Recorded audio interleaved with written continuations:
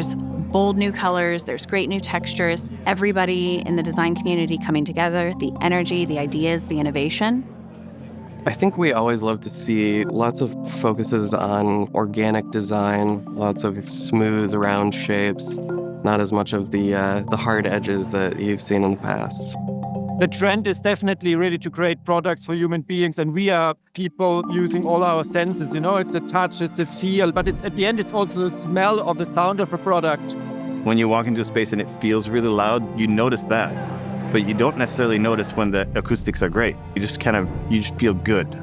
With texture, we see with our eyes, but then you really experience it when you can touch it. But people are wanting more choices. When people have mobility issues, not having to grab, touch, pull, lift is very helpful.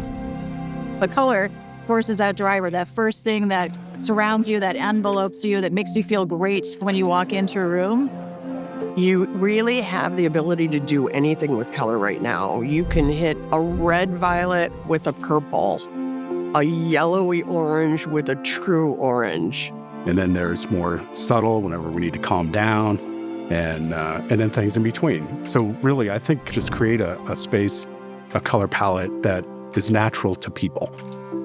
You have the amazing colors going on in nature, you have texture, so you have all of this coming together to make that multi-sensory experience, and that's what we're trying to bring into the built environment.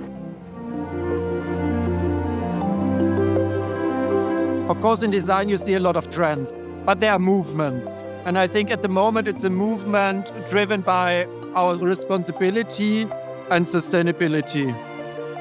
Our customers are always very conscious of durability. We're very conscious that our products have to, withstand the test of time. It's fewer things being produced, fewer things being taken out of the environment. So the more and longer you can use things, the better.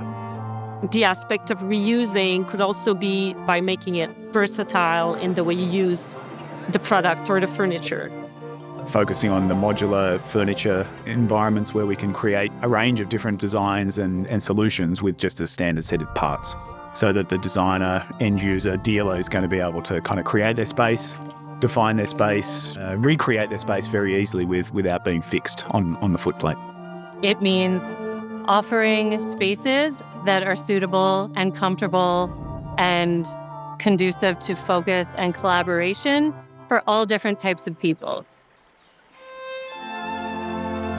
When you talk about diversity, I think the first thing to think about is what do we all have in common?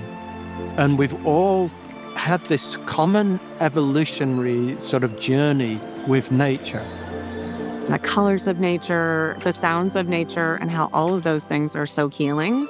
It's 600 million years of evolution. Literally, our brains are programmed to look for fractals, to look for natural fractals. But another trend you see at this show is the infusing of AI, metaverse, and technology into spaces as well.